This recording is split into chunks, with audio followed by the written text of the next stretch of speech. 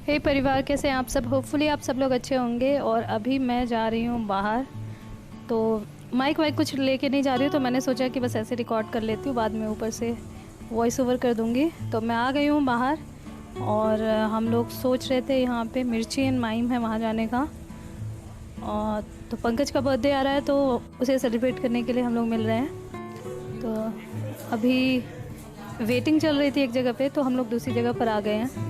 यहाँ पे बैठ गए हैं थोड़ी देर के लिए, फिर उसके बाद दूसरी जगह पे जाएंगे। एक नई जगह खुली है, वहाँ पे जाएंगे। गैलेरिया में ही है, गैलेरिया पवई में है, गैलेरिया के पास में है। देखिए रणबीर कपूर की शादी हो रही है, तो इसलिए उसी के ऐड चल रहे हैं आज। ये जगह काफ़ी मतलब छोटी सी है, क्यूट सी है, अच्छी सी जगह है ये। यहाँ बैठ के आप कॉफ़ी वॉफ़ी पी सकते हैं यहाँ पे। तो यहीं थोड़ी देर बैठ गए हैं और कुछ और लोग आ रहे हैं, तो पता नहीं ज़्यादा रिकॉर्ड कर पाऊँगी या नहीं कर पाऊँगी, लेकिन देखते हैं, क्योंकि आवाज़ शोर वोर भी बहुत हो रहा है। चलिए हम यहाँ से निकल रहे हैं और चलते हैं, अब जहाँ पे हम बैठने वाले हैं वहाँ चलते हैं।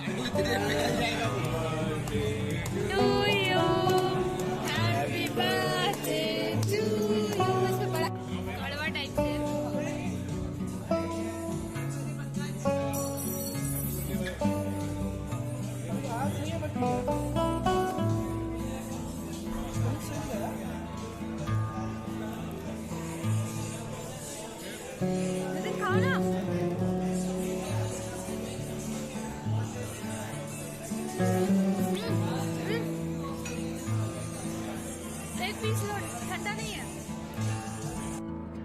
ये रही मेरी हालत दोस्तों, और ये हालत इसलिए ऐसी है क्योंकि मैं सोई नहीं हूँ। सोई इसलिए नहीं हूँ क्योंकि मेरी फ़्लाइट मिस ना हो जाए, इसलिए मैं सोई नहीं हूँ। और ब्लैक कॉफ़ी मैं बहुत शौक़ में नहीं पी रही हूँ। पीती हूँ कभी कभी, लेकिन ऐसा नहीं कि सुबह उठते मैं ब्लैक कॉफ़ी पी लूँ, या सुबह सुबह ब्लैक कॉफ़ी पी लूँ। ये इसलिए पी रही हूँ क्योंकि दूध ख़त्म हो गया है, और अब निकलना ही है, तो दूध अब कहाँ लाना, वो सब कहाँ से होगा, छोड़िए। तो मैं सोचा ब्लैक कॉफ़ी पी लूँ, तो ब्लैक कॉफ़ी पी रही हूँ मैं। पैकिंग मैंने रात में ही कर ली थी, और मैं सोई इसलिए नहीं हूँ क्योंकि मेरे साथ हो चुका है 2-3 बार कि जब मैं सो गई हूँ तो उसके बाद मैं उठी हूँ फ्लाइट में सोने के बाद। तो इस बार ऐसा नहीं होने वाला है। मेरी हालत कैसी हो रही है, कोई नहीं, जब मैं अभी रेडी हो जाऊँगी तब मेरी हालत ठीक हो जाएगी। आँखें देख रहे हैं कैसी हो रही है, देखिए आँखों में नींद भरी हुई है, लेकिन कोई नहीं, अब सोया जाएगा फ़्लाइट में।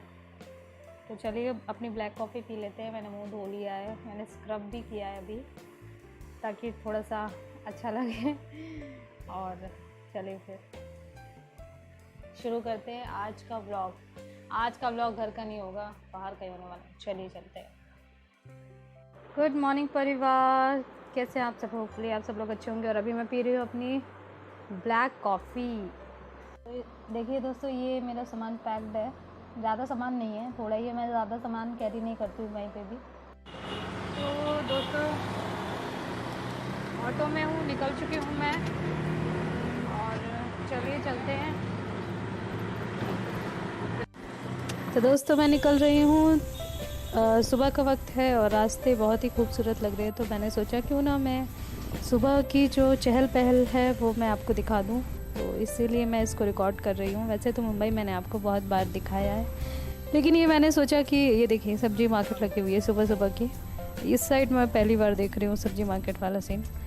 तो मैंने सोचा कि सुबह का जो माहौल है वो थोड़ा सा अलग ही होता है, तो क्यों ना मैं इसको अपने वीडियो में रिकॉर्ड करके आपके सामने पेश कर दूँ। वैसे तो सभी लोग सुबह निकलते होंगे, जो नहीं निकल पाते हैं वो देख लें, जो थोड़ा लेट उठते हैं वो देख सकते हैं सुबह का माहौल। और अब मैं पहुंच चुकी हूं एयरपोर्ट। तो दोस्तों एयरपोर्ट पे पहुंच चुकी हूं, और सब नहीं दिखा पाई जल्द जल्दबाजी में अंदर आना वाना हो रहा था तो कुछ भी रिकॉर्ड नहीं कर पाई। और बोर्डिंग पास मिल गया है, कुछ खाया नहीं है, सोई नहीं हूँ वो अलग है। तो अभी मसाला डोसा ऑर्डर किया है वो खाऊंगी। उधर बोर्डिंग भी शुरू हो गई है तो चलिए खा लेते हैं, उसके बाद बात करते हैं।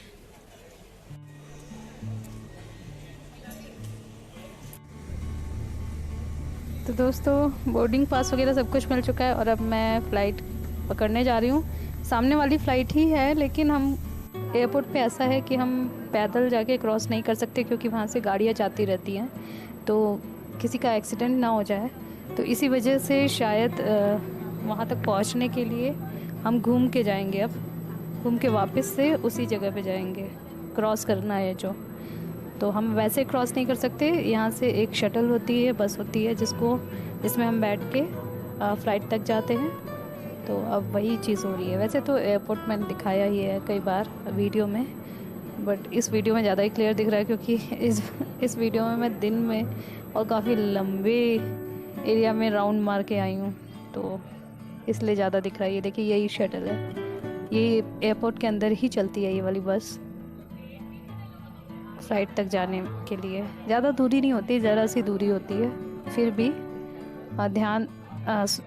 फिर भी सेफ्टी के पर्पज़ से ये लोग शटल जो है ये चलाते हैं। तो देखिए काफ़ी लंबा समय लग गया मुझे पहुंचने में, जबकि फ़्लाइट जस्ट बगल में थी। तो बस एक चीज़ मैंने और अच्छी देखी कि यहाँ पे जो लोग चल फिर नहीं पाते हैं, जिनके कुछ प्रॉब्लम है पैरों में, तो उनके लिए बहुत अच्छा सिस्टम है पूरे एयरपोर्ट पे कि आराम से वो फ़्लाइट में आराम से बैठ सकते हैं। ये बहुत अच्छा सिस्टम मेरे को लगा। अगर कोई ट्रैवल करना चाहता है और कुछ प्रॉब्लम है, वो ट्रैवल नहीं कर पा रहा है, तो ऐसे लोगों को भी आराम से इधर से उधर भेजा जा सकता है, आराम से इधर से उधर ट्रैवल कर सकते हैं लोग। ये बहुत ही अच्छा सिस्टम लगा मुझे एयरपोर्ट पे।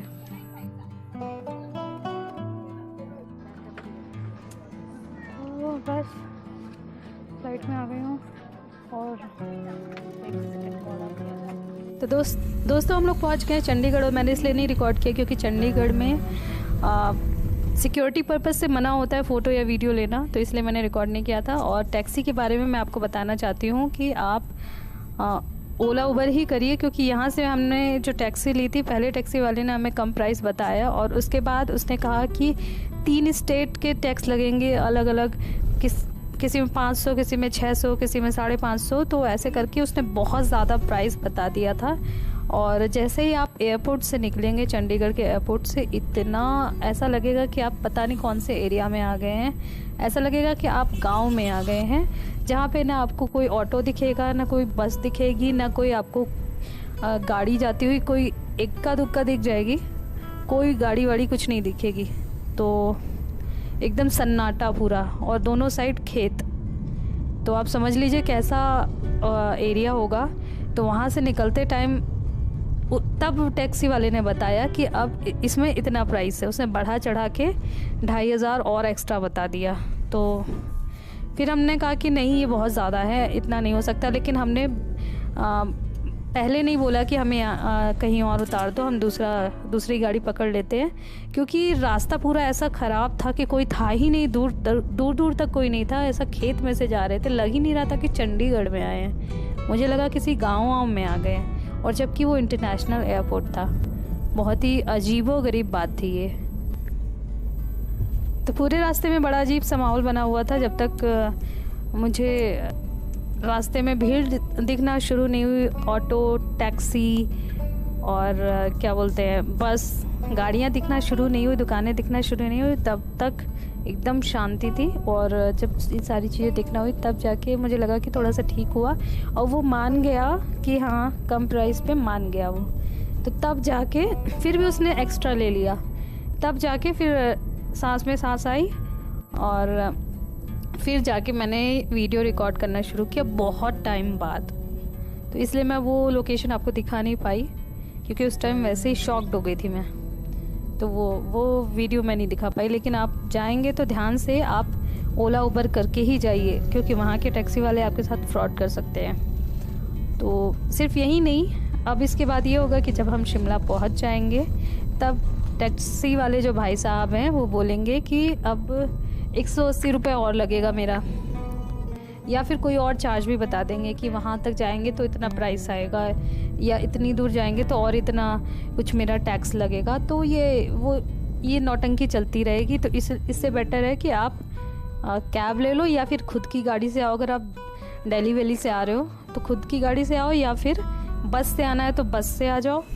और अगर आप दिल्ली में नहीं हैं तो बेस्ट ऑप्शन यही है कि आप पहुंच जाइए, दिल्ली पहुंच जाइए ट्रेन से, फ्लाइट से, जिससे भी पहुंचना है।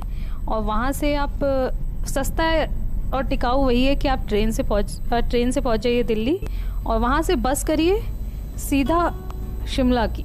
और चाहे तो आप कालका तक जा सकते हैं, कालका से टॉय ट्रेन ले सकते हैं, वो भी अच्छा एक ऑप्शन है क्योंकि आपको बहुत सुंदर वादियाँ देखने को मिल जाएंगी, तो अच्छा ऑप्शन है।